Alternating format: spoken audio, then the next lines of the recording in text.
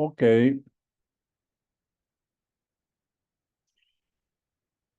buenas noches. Como ven, hemos llegado a la lección número 14 y como les decía en la invitación, quién sabe, hemos llegado al capítulo más relevante del Deutero Isaías, el que trasciende la historia del destierro y del éxodo, del segundo éxodo hacia Jerusalén, ¿no?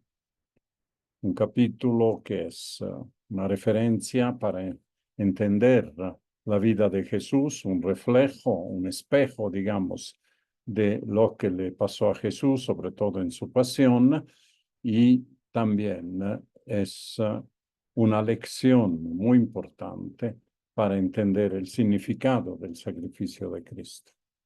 Así que vamos directamente al capítulo 53. En realidad empezamos con los últimos dos versículos del capítulo 52 y todo el 53 hasta el versículo 13, lo que se llama el cuarto canto del siervo de Yahvé. Los primeros tres ya lo vimos a su tiempo y ahora se trata de ver el más largo, repito, y el más relevante. Vamos a la visión de conjunto, como siempre, del capítulo 53. Este capítulo 53 tiene tres partes.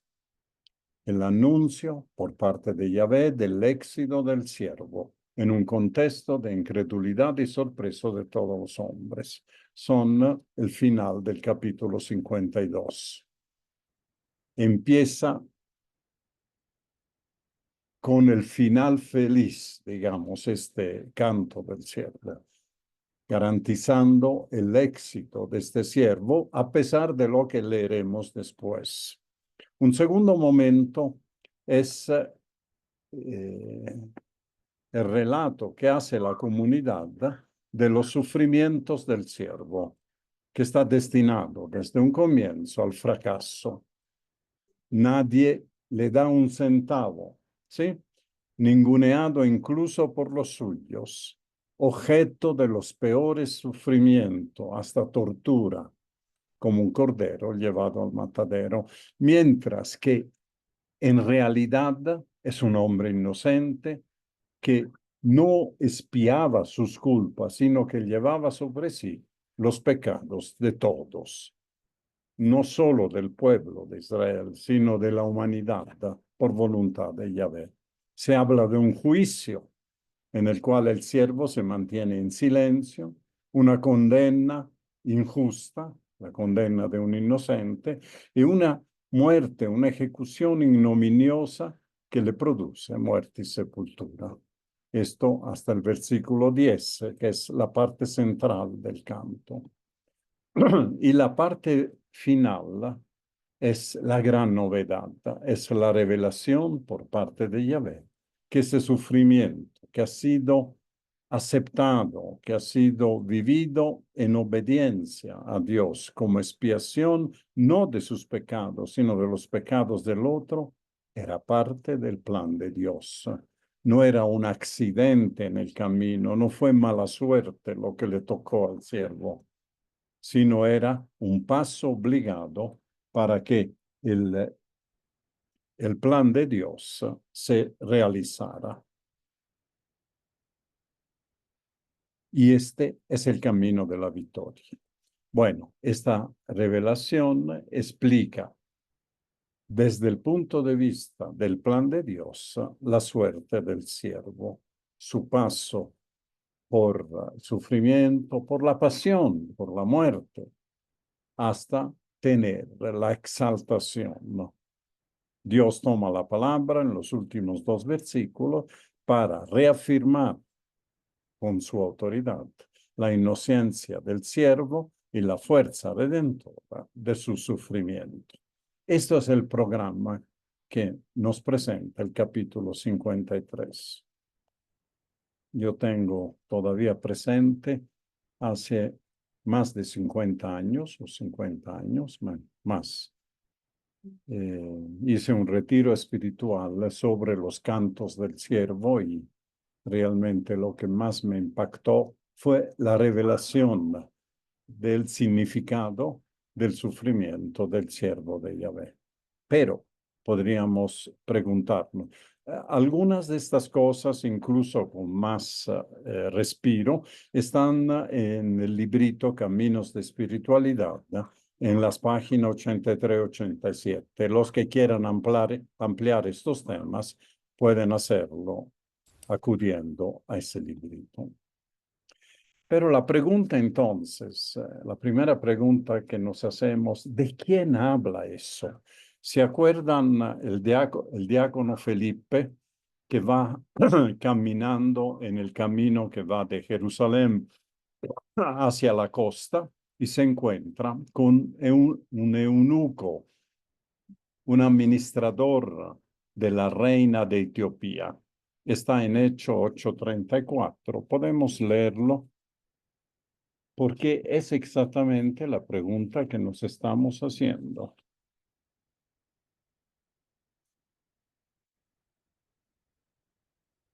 8:34. Está leyendo el pasaje de la Escritura que se refiere justamente al cuarto canto del siervo de Yahvé.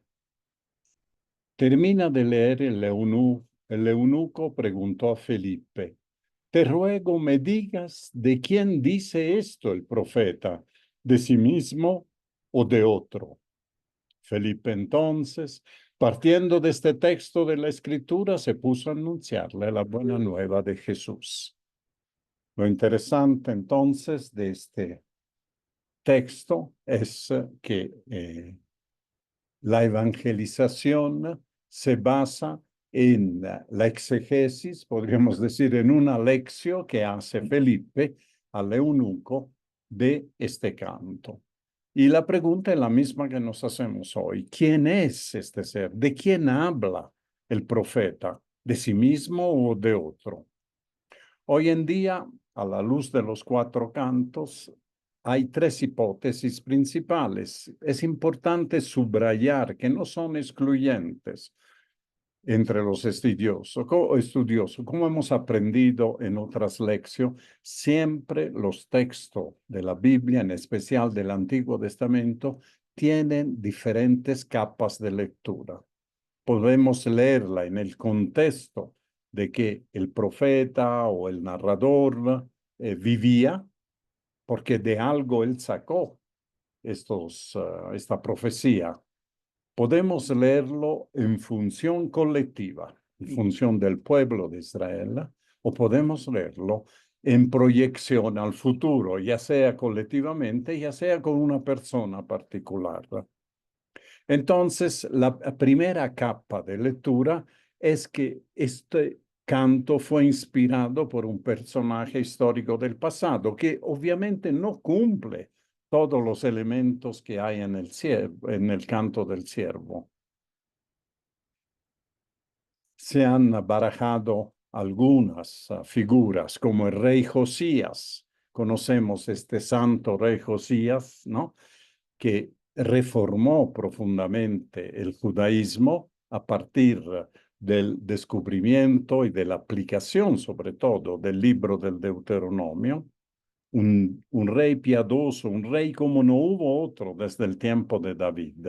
Y sin embargo, que murió misteriosamente, abandonado por Dios, podríamos leer externamente, en el campo de batalla, tratando de impedir el avance del faraón Neco. Jeremías, el profeta despreciado, el profeta perseguido. ¿Por qué? Porque sus profecías no le gustaban a la gente, iba contracorriente. Entonces, sin embargo, después, durante el exilio, fue reconocido como un gran profeta y fue el inspirador de la nueva religión, nueva en el sentido, una nueva relación con Dios, que no era ya la del primer templo, sino la del segundo templo, lo que se llama hoy en día el judaísmo. El judaísmo tiene sus raíces en Jeremías, es la religión del corazón, es la religión en la cual el individuo se relaciona con Dios sin intermediarios, sin mediadores, para rezarle, para escuchar su voz, para ser guiados por el Espíritu. Y una tercera figura podría ser el mismo profeta de Deutero Isaías, del cual no sabemos nada, menos sabemos si pasó por un proceso de sufrimiento y de exclusión, ¿no? Pero entonces algo inspiró esto, por lo menos los grandes rasgos del siervo de Yahvé. Una segunda hipótesis es la que se trata del pueblo de Israel. De hecho, hay referencia, ya la hemos visto, precisa. Israel, mi siervo, y tú, pueblo mío, mi siervo, ¿no? Es decir, el pueblo de Israel es el siervo de Yahvé en esta segunda capa de lectura. El pueblo también ha sido objeto de oprobios, es destinatario de una salvación que alcanzará a través de un camino doloroso, pero que lo llevará a la gloria del regreso a Jerusalén, de la reconstrucción. Entonces, se puede ver en esta figura del siervo de Yahvé el pueblo de Israel en su experiencia histórica de maltrato, de sufrimiento, de persecución, ¿no? Y finalmente, la tercera capa que siempre podemos leer es un personaje del futuro. El profeta profetiza realmente, porque ni Israel ni este personaje histórico que podemos imaginar cumple todas los requisitos, ¿no? Para poder ser identificado con el siervo de Yahvé. Pero sí, hubo un personaje del futuro, el Mesías, Jesucristo. Incluso se cree que Jesucristo redescubrió estos textos, los cantos del siervo, que habían sido olvidados después del regreso de Babilonia, y lo aplicó a sí mismo y de alguna manera a través de la catequesis antes de su pasión y resurrección y después de su resurrección, a través de una catequesis precisa, enseñará a sus discípulos a reconocer su rostro, el rostro del Cristo en el rostro del siervo, como ya nosotros somos inducidos a hacer. Yo le pediría que hagan un esfuerzo, dejen de lado por un momento, al final no, obviamente, pero tratamos de descubrir estos diferentes planos de lecturas sin ir directamente a la aplicación, ¿no? Al Mesías, a Jesucristo. Son pocos versículos, podemos leerlos. Ahora llega para mi servidor la hora del éxito. Será exaltado y puesto en lo más alto. Así como muchos quedaron espantados al verlo, pues estaba tan desfigurado que ya no parecía un ser humano.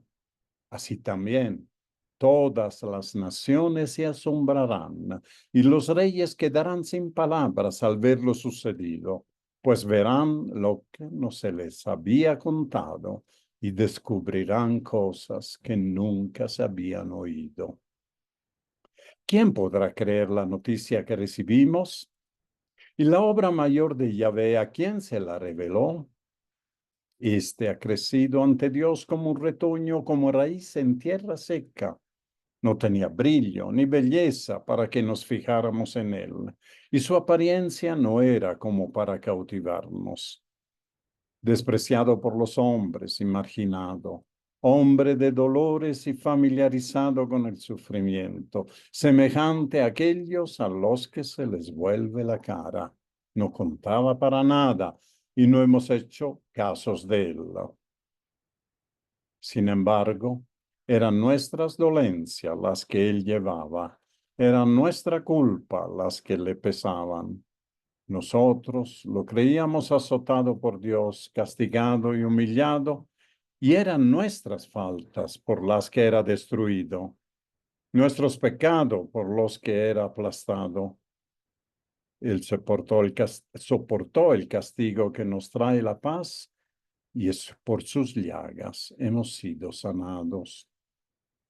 Todos andábamos como ovejas errantes, cada cual seguía su propio camino, y Yahvé descargó sobre él la culpa de todos nosotros. Fue maltratado, y él se humilló y no dijo nada. Fue llevado cual cordero al matadero, como una oveja que permanece muda cuando la esquilan. Fue detenido, enjuiciado y eliminado. ¿Y quién ha pensado en su suerte?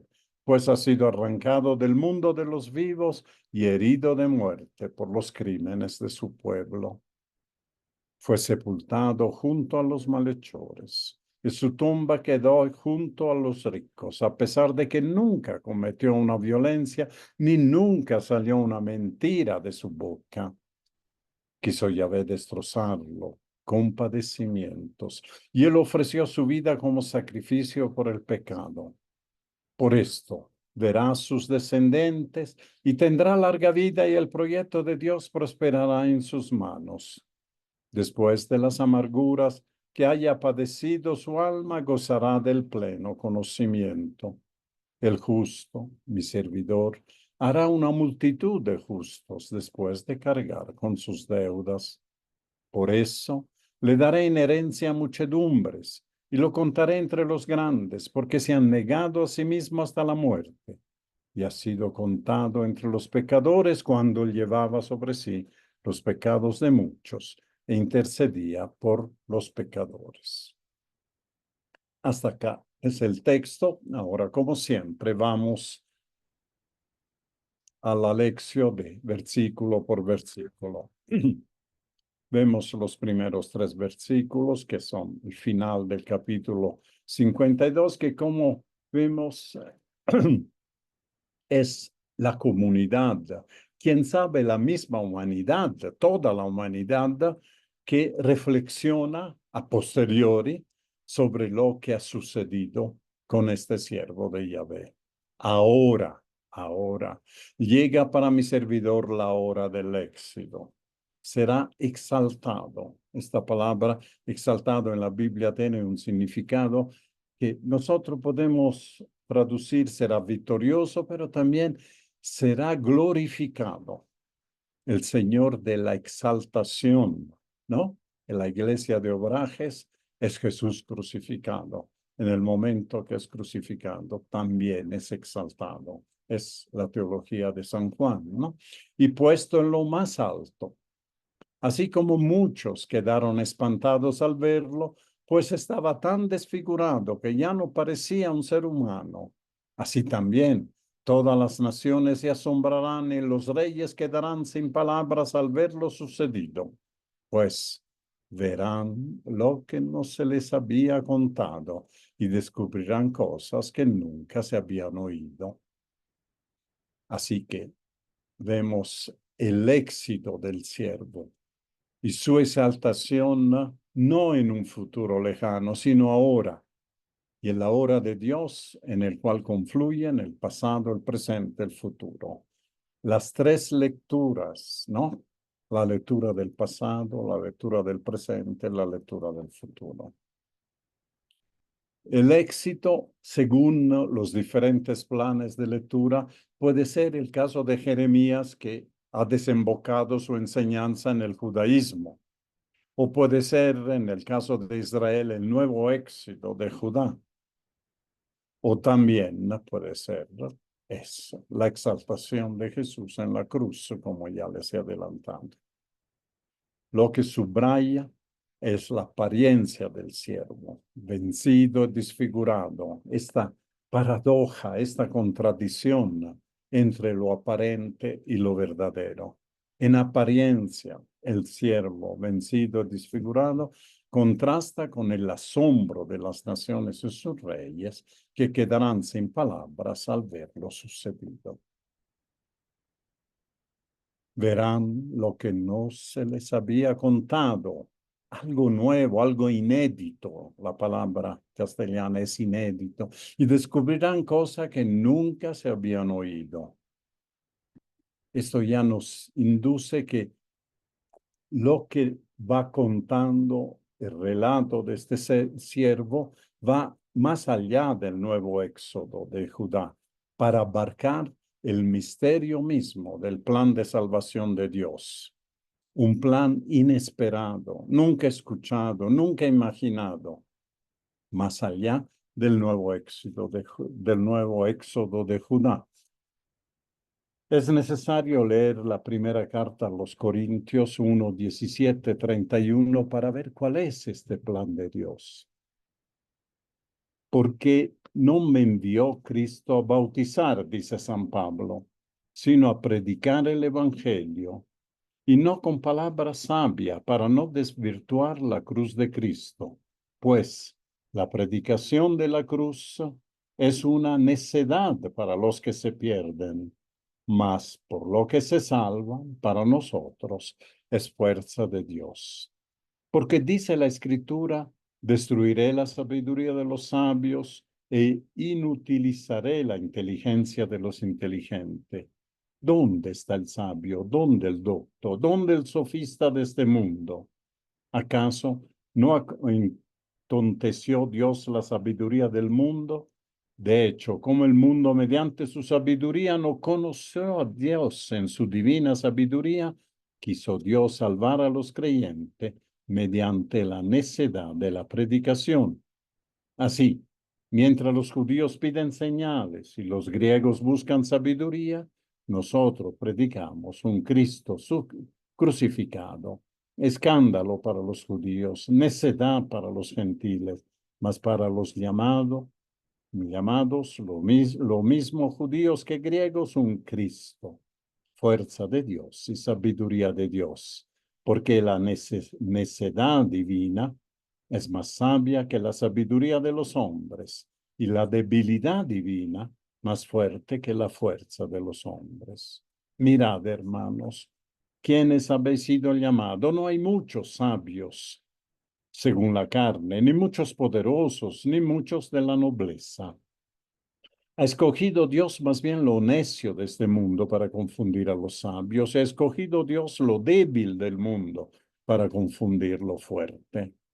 Lo plebeyo y despreciable del mundo ha escogido Dios, lo que no es, para reducir a la nada lo que es, para que ningún mortal se gloríe en la presencia de Cristo.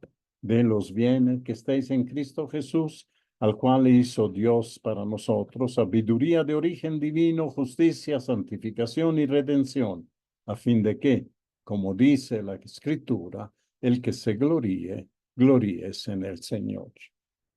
Esta pasaje de la primera carta a los Corintios es una lectura, una lección del canto del siervo. ¿Sí?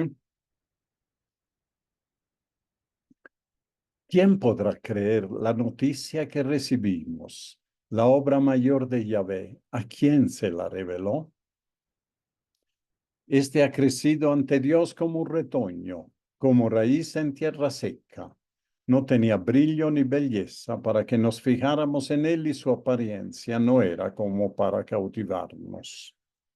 Despreciado por los hombres y marginado, hombre de dolores y familiarizado con el sufrimiento, semejante a aquellos a los que se le vuelve la cara, no contaba para nada y no hemos hecho caso de él.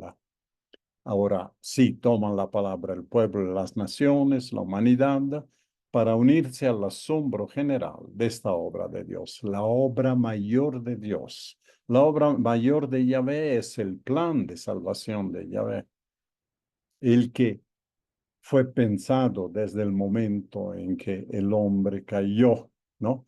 En las garras del pecado, según lo que leemos en Génesis 3. Ahí ya hay una promesa de redención. Pero no es como uno pensaría, que viene un general victorioso, un gran líder. Delante de Dios ha crecido como un retoño, es decir, una pequeña esperanza de planta, como raíz en tierra seca, que uno no le da un centavo para que pueda desarrollarse, sin brillo ni belleza, para que no nos fijáramos en él y su apariencia no era como para cautivarnos. Esto para que no no nos fijáramos, para que nos fijáramos en él. No tenía brillo y belleza para fijarnos en él. Eso significa, porque siempre buscamos las apariencias, ¿verdad? Esta mirada retrospectiva entonces describe estas apariencias, la pobreza y el aspecto despreciable, la falta de atractivos físicos del siervo. Es el momento de leer, no acá, en sus casas, el Salmo 22. Dios mío, ¿por qué me has abandonado? Que es la versión de los salmos, la versión poética, digamos, del canto del siervo. Este hombre entonces, despreciado, hombre de dolores, familiarizado con, es objeto de desprecio. Es un desecho de la vida y de la sociedad. Este pensamiento que tanto le gusta al Papa Francisco, ¿no? Pensar en la sociedad del descarte, todos los que descartamos en nuestra sociedad. Siempre buscamos lo mejor de la sabiduría, lo mejor de la política, lo mejor de la estrategia, lo mejor de los negocios, los mejor de oradores, si quieren, ¿verdad? Lo único que conocía era el sufrimiento, nada más, que lo desfiguró tanto que la gente torcía la cara de tanto ver.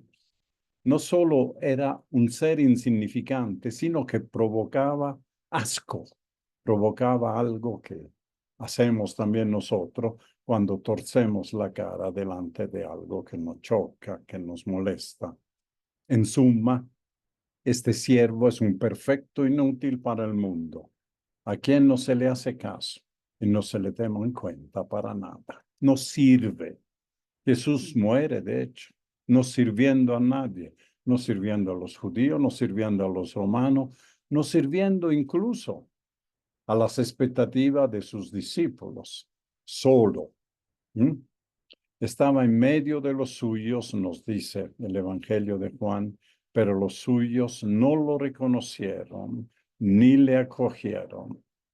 Estuvieron con él, pasaron 3 años junto con él por los caminos de Galilea, viendo milagros, escuchando enseñanzas, rezando con él, y sin embargo no lo reconocieron ni en el momento de la prueba lo acogieron.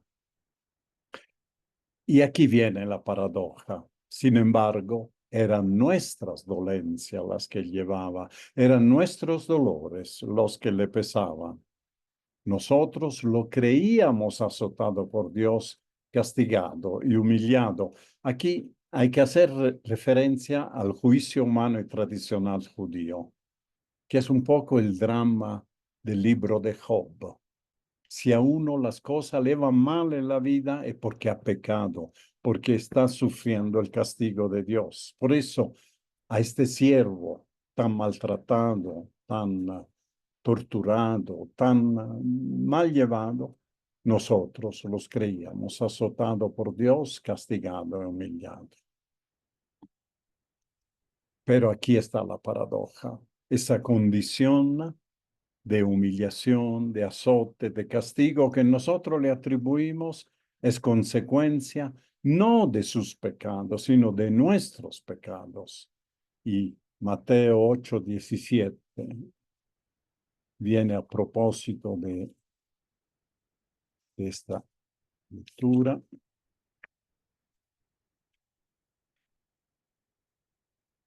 Al atardecer le trajeron muchos endemoniados. Él expulsó a los espíritus con una palabra y curó a todos los enfermos para que se cumpliera el oráculo del profeta Isaías. Él tomó nuestras flaquezas y cargó con nuestras enfermedades. Eso hacía Jesús cuando curaba a la gente. Por tanto, el siervo es alguien que no se ha rebelado por esa situación, no ha protestado, no ha hecho huelga de hambre, no se ha crucificado como acostumbran nuestros movimientos sociales para llamar la atención haciendo un show, sino que ha aceptado esa condición, ha tomado sobre sí la carga de los pecados con obediencia. Y por eso su castigo trae la paz y sana al mundo. Por sus llagas hemos sido salvados, porque Él soportó el castigo que nos trae la paz. Y este castigo era consecuencia no de sus pecados, sino de nuestros pecados. Esto es algo inédito en la Biblia. No hay este mensaje en otros libros, o por lo menos no hay tan explícitamente, que el plan de Dios pase por el sufrimiento de un justo.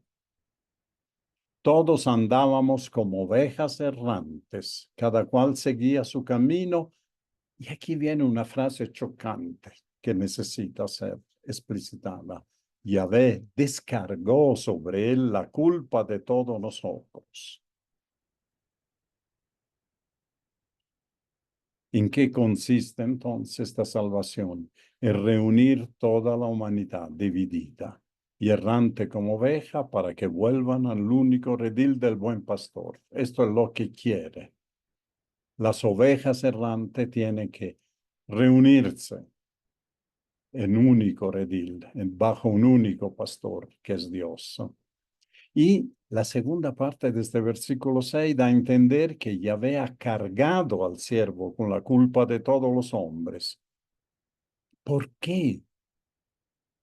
Parecería que Dios agarra, en lugar de castigar a todos los hombres por su pecado, escoge al siervo para que él sufra, para que él pueda cargar con la culpa de todos. Esta afirmación requiere una profundización que lo haremos en la meditación. Hay varias cosas que a primera lectura nos pueden chocar, nos pueden complicar. Fue maltratado, él se humilló y no dijo nada, es decir, aceptó esta condición. Fue llevado cual cordero al matadero. El cordero, a diferencia del toro, a diferencia de la vaca que entiende dónde van y tratan de liberarse, el cordero va como cordero, como oveja al matadero, como una oveja que permanece muda cuando la esquilan. Fue detenido, enjuiciado, eliminado. ¿Y quién ha pensado en su suerte? Pues ha sido arrancado del mundo de los vivos y herido de muerte por los crímenes de su pueblo. Aquí se habla de un juicio, ¿verdad? Este texto, estos versículos, relatan la parte final de la vida del siervo y nos dice que fue arrestado, torturado, se mantuvo en silencio, fue juzgado y condenado. Hay un proceso, hay un juicio y una condena. Y esta condena termina siendo arrancado del mundo de los vivos y herido de muerte por los crímenes de su pueblo, eliminado de la faz de la tierra. Y sigue sepultado junto a los malhechores. Junto a los malhechores, porque los malhechores se enterraban fuera de los muros de la ciudad. Entonces, fuera de las puertas de la ciudad. No eran dignos de estar dentro de la ciudad.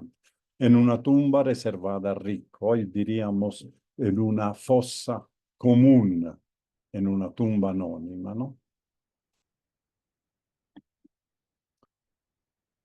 Y aquí viene la contradicción. A pesar de que nunca cometió violencia, ni nunca salió una mentira de su boca. A este punto, las similitudes con la pasión de Jesús son tantas y tan precisas que nos dejan dudas acerca de la identificación del siervo con la persona del Cristo. Hasta podríamos pensar que Cristo vivió su pasión rezando en sí mismo esos versículos, recordando, haciendo memoria y aceptando que él era el siervo de Yahvé. Quiso Yahvé destrozarlo con padecimiento. Mire qué versículo tan duro. Dios que quiere destrozarlo a su propio Hijo, si lo aplicamos a Jesús, a su propio pueblo, a su pueblo escogido, amado, destrozarlo con padecimiento. Pero Él ofreció su vida como sacrificio por el pecado. Y por esto, exactamente por esto, por entregarse voluntariamente, verá a su descendiente y tendrá larga vida y el proyecto de Dios, el plan de Dios, prosperará en sus manos. Podríamos traducir mejor. Esa es una manera semítica de hablar. Yahvé quiso destrozarlo. Yahvé permitió que fuera destrozado. Esto es el sentido de ese versículo. Permitió que el mal se ensañara contra el siervo, que fuera destrozado con sufrimiento el siervo que ofreció voluntariamente su vida por la redención de los pecados. El proyecto de Dios. ¿Cuál es el proyecto de Dios? El plan de salvación. Y el plan de salvación pasa de una manera, repito una vez más, paradójica, por el sufrimiento de un inocente, de un justo. ¿Qué sentido tiene eso? Esos versículos nos hacen nos hace pensar y nos producen muchas dudas y preguntas. Desde el versículo 11, ahora retoma la palabra Yahvé para afirmar que esa obediencia al plan de Dios le valió al siervo la exaltación y la gloria, que consiste en el pleno conocimiento del plan de Dios y la nueva creación de un mundo de justo que sigue en el camino del siervo.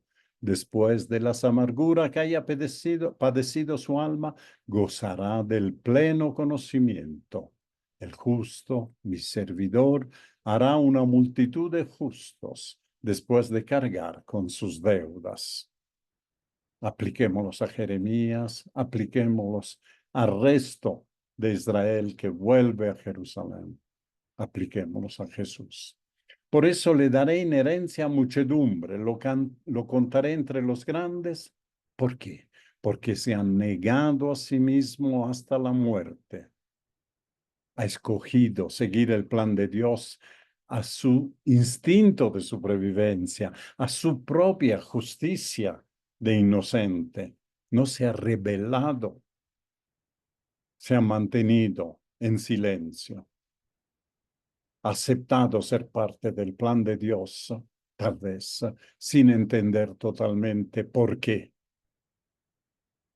Si puedes, aleja de mí este cáliz, pero que se haga tu voluntad y no la mía, reza Jesús. Estamos en ese contexto. Y ha sido contado entre los pecadores, claro, porque si alguien condenado a muerte sin la ayuda, el socorro de Dios, es un pecador, mientras llevaba sobre sí los pecados de muchos e intercedía por los pecadores. Todo esto lo hacía para la salvación del mundo. De esta experiencia de redención a través del dolor aceptado por amor, nacerá una multitud de justos. El versículo 2. Por eso le daré en herencia muchedumbres y lo contaré entre los grandes, porque se han negado a sí mismos hasta la muerte y ha sido contado entre los pecadores. El canto termina entonces reafirmando una vez más la paradoja del siervo. Por un lado, aparentemente contado entre los malditos y fracasados, y sin embargo, en la realidad, redentor de todos los pecadores. Y aquí, aunque sintéticamente, porque este canto daría para un retiro de todo un día, vamos a tener que dar líneas de reflexión, ¿no?, a la cual ustedes después se pueden acudir. Muchas de estas cosas están explicitadas en el librito también de Senderos de Espiritualidad. A ver, ¿cómo lee la teología alguna de estas afirmaciones chocantes? A veces se ha dicho que el Padre quiere el sufrimiento y la muerte del Hijo. Parecería un Dios sediento de sangre, como los dioses aztecas, ¿no? Que querían ver el corazón palpitante del prisionero, del vencido, para que el sol siga teniendo la energía de surgir cada mañana. No, no puede ser. Esta teología hoy en día ha sido totalmente descartada. No puede querer el Padre el sufrimiento y la muerte del Hijo. Dios es Dios de la vida. Aquí podemos recordar el episodio de Isaac, ¿no? Y de Abraham. Abraham que lleva a Isaac para el sacrificio, pero Dios no quiere un sacrificio. Quiere ver la fe de Abraham, hasta dónde llega. Un segundo aspecto, una segunda interpretación, podríamos decir, que también nos han enseñado a veces, es la teología de la sustitución, ¿no? Como en el texto de Isaac. Isaac es sustituido en el sacrificio por un cordero, ¿verdad? Por un chivo que estaba por allá.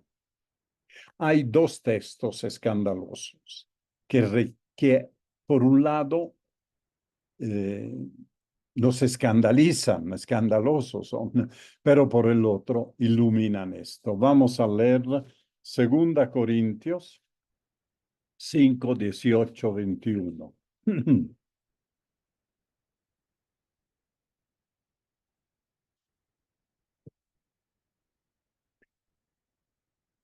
Segunda Corintios 5, 18. Y todo proviene de Dios, que nos reconcilió consigo por Cristo y nos confió el ministerio de la reconciliación. Porque en Cristo estaba Dios reconciliado al mundo consigo, no tomando en cuenta las transgresiones de los hombres, sino poniendo en nosotros la palabra de la reconciliación. Somos, pues, embajadores de Cristo, como si Dios exhortara por medio de nosotros. En nombre de Cristo suplicamos, reconciliado con Dios. Y aquí viene el versículo clave. A quien no conoció pecado, le hizo Dios pecado por nosotros, para que viniésemos a hacer justicia de Dios en él. A ver, a quien no conoció pecado, le hizo pecado por nosotros. ¿Qué significa esto? No es difícil entender lo que quiere decir Pablo. Lo hizo parecer. Estamos hablando siempre de dos miradas, la mirada de lo aparente y la mirada de la realidad de Dios, la mirada del hombre, la mirada de Dios. Para los que vieron al siervo sufrir, el siervo era un pecador, era alguien que Dios lo hizo pecado, es decir, mostró en él el pecado que había cometido para que recibiera el justo castigo. Tenía que ser un pecador para sufrir tanto. Si fuera un justo, Dios lo socorrería. Si Dios lo ama, si es realmente el Hijo de Dios, dicen los judíos bajo la cruz, que venga Elías a salvarlo, que mande sus ángeles lo salve, ¿no? A quien no conoció pecado, le hizo pecado por nosotros, para que nosotros viniésemos a hacer justicia de Dios en él. Las dos miradas, la apariencia, un pecador castigado por Dios, la realidad, un hombre que ha asumido sobre sí los pecados de todos para que nosotros llegáramos a ser justicia, es decir, santidad. La justicia en la Biblia es la santidad en él, para que volviéramos a ser santos delante de Dios. Y el otro tema es Gálatas 3:13. Esto lo comentamos cuando hemos hecho la lección de la carta a los Gálatas, pero les hago recuerdo. Cristo nos rescató de la maldición de la ley. Sabemos como San Pablo lee la maldición de la ley. La ley es algo que encadena, que nos obliga a pecar, porque sin ley no pecaríamos. Entonces la ley es una maldición para Pablo. Pero Cristo nos rescató de la maldición de la ley, haciéndose el mismo maldición por nosotros. Pues dice la Escritura, maldito todo el que está colgado de un madero, a fin de que llegara a los gentiles en Cristo Jesús la bendición de Abraham y por la fe recibiéramos el espíritu de la promesa. Otra vez en este texto están las dos miradas, ¿sí? Hizo aquí.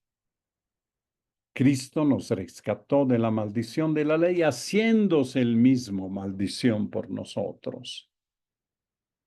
Él se hizo para que tal se presentó para que toda la gente que lo veía, ahí está, el castigado por Dios, un maldito, porque la Biblia dice, la Escritura dice, maldito todo el que está colgado de un madero. Es cierto que este texto de Deuteronomio se refiere al suicidio o al criminal que es colgado, ¿no? No se refiere exactamente a la crucifixión porque no la conocían en el Antiguo Testamento, la crucifixión, ¿no? Fue una tortura, una manera de ejecutar a los criminales introducida por los romanos. Pero ampliando el sentido de este texto, el que es colgado en madera es un criminal. Él se hizo criminal, ¿sí? Para quitarnos la criminalidad de nuestra vida. Eso es el significado. Entonces, estos dos textos, lejos de hacer sombra un poco al sacrificio de Jesús, son textos que leído correctamente no van hacia la teología de la sustitución, ¿no? Sino van hacia una entrega voluntaria para atacar a fondo las raíces del mal, como vemos en la tercera interpretación, que es la que personalmente me gusta y que es la más común ahora entre los teólogos. Jesús en el Calvario emprende una lucha radical contra el mal en la cruz. Uno puede combatir el mal en los mil ejemplos, en las mil manifestaciones del mal, en las injusticias de todo tipo que haya, en las omisiones que hace cualquier hombre o cualquier sociedad. Pero atacar el mal en su raíz significa mostrar el vacío, la máscara de terror que oculta la nada en la impotencia final. Entendémonos. ¿Cuál es la fuerza que tiene el mal para obligarnos a pecar? El temor, primero, ¿no? El temor de hacer, por miedo. ¿Y cuál es el miedo más grande? Es el miedo a la muerte. Frente al miedo a la muerte, el hombre puede pecar, puede caer. Frente al miedo de ser abandonado por Dios en un nivel más sofisticado. Y este mal nos domina con el terror. Es realmente como esa sociedad del crimen organizado, ¿no? Que tiene a la gente terrorizada para que hagan las cosas que tienen que hacer. Le secuestran a un hijo para que haga. Entonces uno tiene que hacer lo que no quisiera hacer. Jesús emprende una lucha radical contra el mal, mostrando que estas amenazas son vacías, que detrás de esta máscara de terror no hay nada. ¿Y cómo lo hace?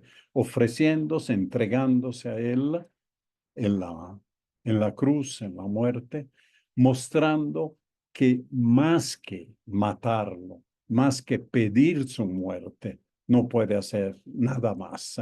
No le saca a Jesús una palabra de protesta, una palabra de blasfemia, una palabra de rebelión, solo obediencia.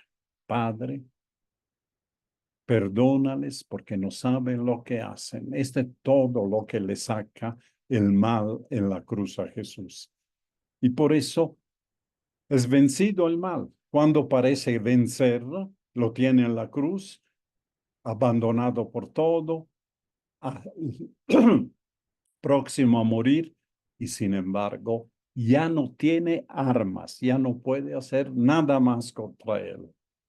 Por eso la exaltación de la cruz.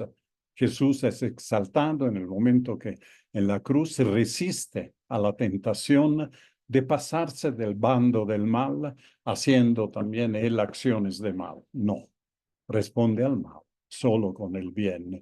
Y por eso muestra que detrás de estas amenazas, de este terror, hay un vacío, no hay nada, hay una impotencia total. Pero para demostrar eso hay que ser coherente y obediente hasta el final. En ese contexto, la resurrección no es un premio a la obediencia, sino es el cumplimiento de la misión del siervo. La resurrección es la consecuencia obvia de haber derrotado al mal y la muerte, que es el arma más fuerte que tiene, la más terrífica que tiene, terrorífica que tiene el mal para obligarnos a ser pecadores. La consecuencia de la victoria definitiva contra el mal. La oración. La oración la tomamos de la carta a los Filipenses. Padre Santo, te pedimos que tengamos uno con otros las mismas disposiciones que estuvieron en Cristo Jesús. Él, siendo de condición divina, no se apegó a su igualdad con Dios, sino que se redujo a nada, tomando la condición de servidor. Y se hizo semejante a los hombres, y encontrándose en la condición humana, se rebajó a sí mismo, haciéndose obediente hasta la muerte y muerte en una cruz. Por eso Dios lo engrandeció y le dio el nombre que está sobre todo nombre, para que al nombre de Jesús se doble toda rodilla en los cielos, en la tierra, entre los muertos, y toda lengua proclame que Cristo Jesús es el Señor, para gloria de Dios Padre. Amén. Y para la acción, muy brevemente, tenemos que sacar una consigna práctica, concreta en nuestro diario vivir. Y la consigna es vencer. ¿Vencer qué? Al mal con el bien. La gran tentación es vencer al mal con el mal. Si alguien me ha hecho mal, haciéndole mal, no, le voy a dar una lección. No. La única lección que se puede dar es haciendo el bien. Al odio con el amor. No responder al odio con el odio, sino con el amor. Eso hizo Jesús. A los que lo insultaban, lo maltrataban, lo habían crucificado. Padre, perdónalos porque no saben lo que hacen. Al deseo de venganza que siempre nos quiere dominar con el perdón.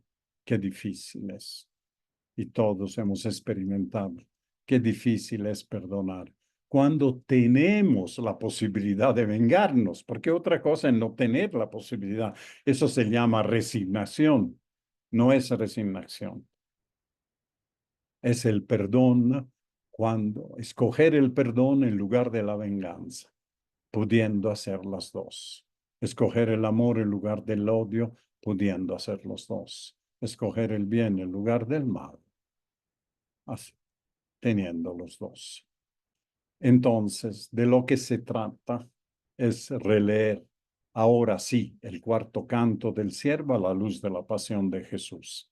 Olvidémonos, por un lado, la apropiación histórica, la apropiación al pueblo de Israel, y leemos el cuarto canto del siervo como Jesús enseñó a sus discípulos a hacerlo, aplicándolo a su pasión y resurrección. Es un texto, aunque nos lleve 2 minutos más, para volver a leer. Ahora con esa explicación tal vez sea más digerible. Ahora llega para mi servidor la hora del éxito, dice Yahvé. Será exaltado y puesto en lo más alto.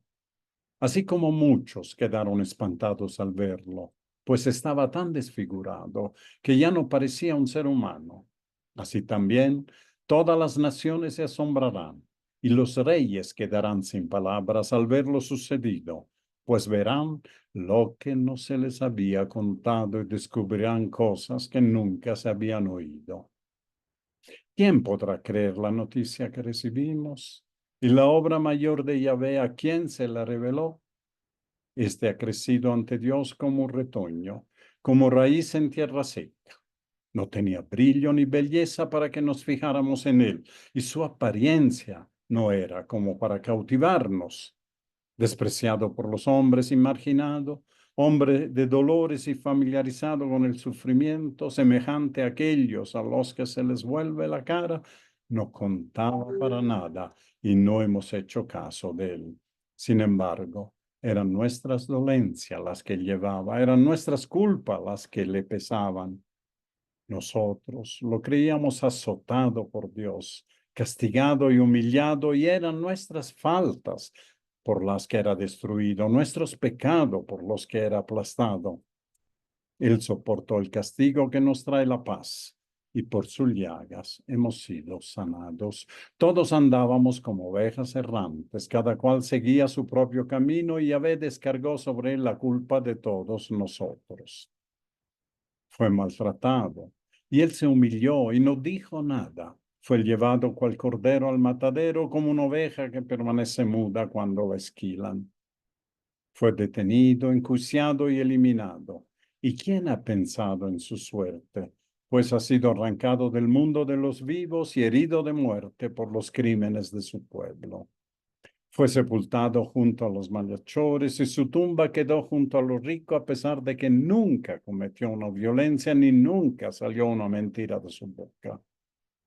Quiso Yahvé destrozarlo con padecimientos y él se ofreció su vida como sacrificio por el pecado. Por esto verá sus descendientes y tendrá larga vida y el proyecto de Dios prosperará en sus manos.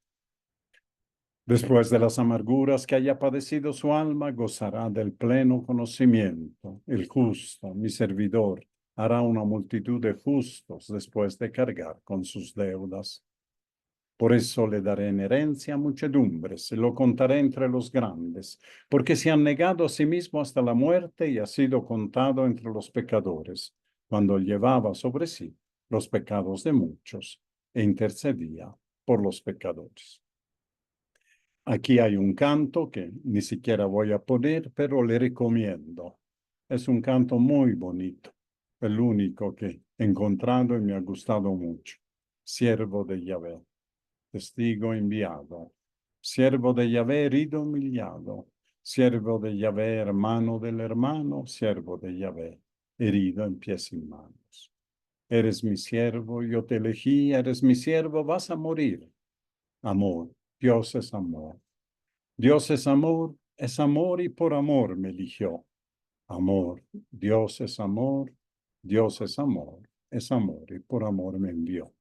Haciendo clic aquí en el canto del siervo pueden escucharlo con calma en sus casas. Entonces vamos a dejar, con eso hemos terminado. Vamos a dejar de compartirla y somos 29. Hoy hemos batido un récord en los últimos tiempos. Así que pueden encender